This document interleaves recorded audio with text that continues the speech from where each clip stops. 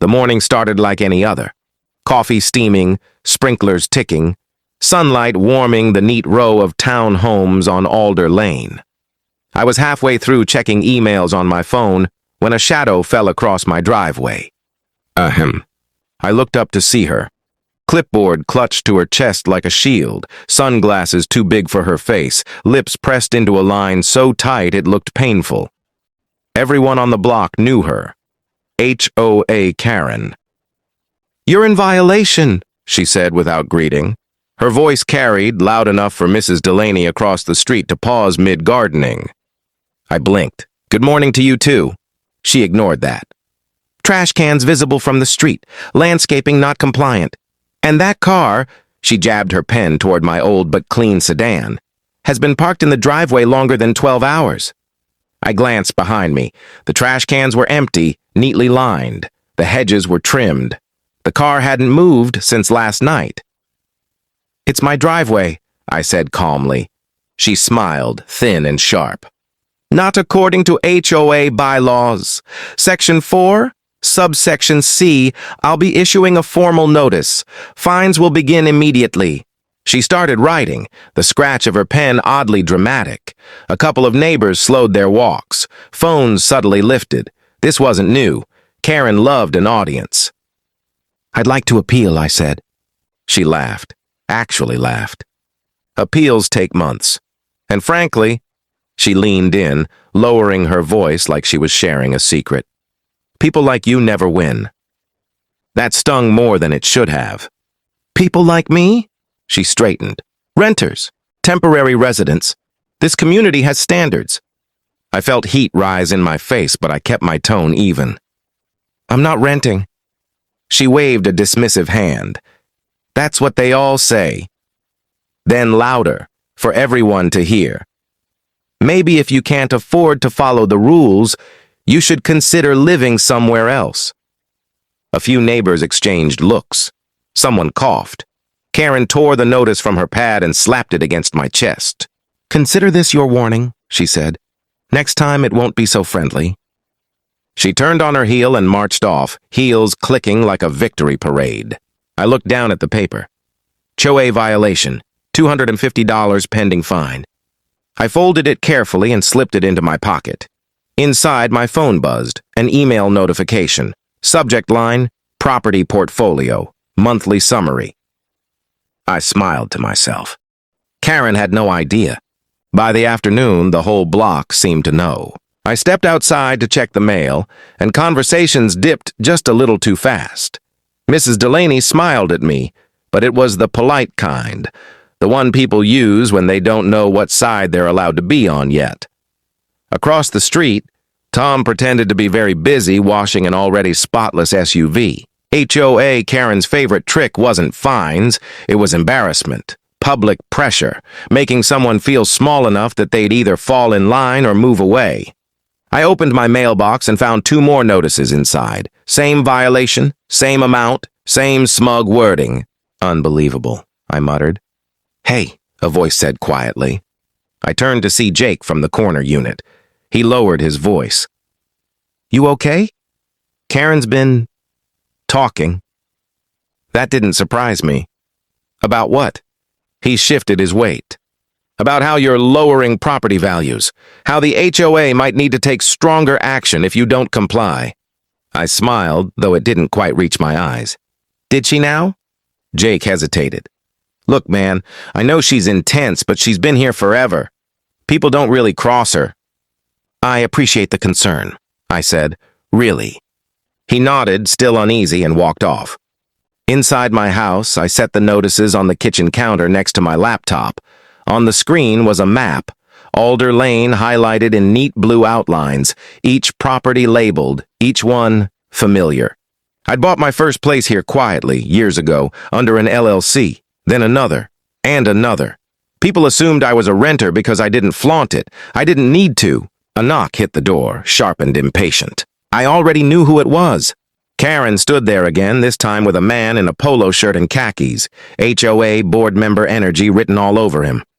"This is Mark," she said, not bothering with pleasantries. "We're doing a compliance walkthrough." Mark offered a tight smile. Sir, we've received multiple complaints. From who? I asked. Keran answered immediately. Concerned homeowners? I nodded slowly. Did those homeowners mention that my trash cans are inside the fence? Or that the landscaping matches the HOA-approved plan exactly? Mark glanced at Keran. She frowned. That's not the point. It is to me, I said. Keran crossed her arms. If you don't pay the fines, we can escalate. Liens, legal action. You really want that kind of trouble? I looked past them, down the quiet street. The same street my name was tied to, on deeds they'd never bothered to check. No, I said calmly. But I don't think you want that either. Keran scoffed. You don't have a choice. I met her gaze. Actually, I do. Her smile faltered just for a second. Enough to be interesting. The HOA board meeting was scheduled for Thursday night, right on cue. Keran loved structure, dates, times, rules she could weaponize. The clubhouse lights were already on when I arrived, folding chairs arranged in stiff little rows like a classroom no one wanted to be in. Keran sat front and center, clipboard ready, confidence radiating off her like perfume. Mark was beside her, shuffling papers. A handful of neighbors filled the seats behind me, whispering softly. I signed my name on the attendance sheet and took a seat in the back. Keran noticed immediately. Her lips curved into a knowing smile. Let's begin, she announced once the clock hit 7. First item of business, repeated violations at Unit 14. A few heads turned toward me. I stayed relaxed. Keran stood. Despite multiple notices, the occupant has refused to comply. This behavior undermines the integrity of our community. Occupant? I asked calmly.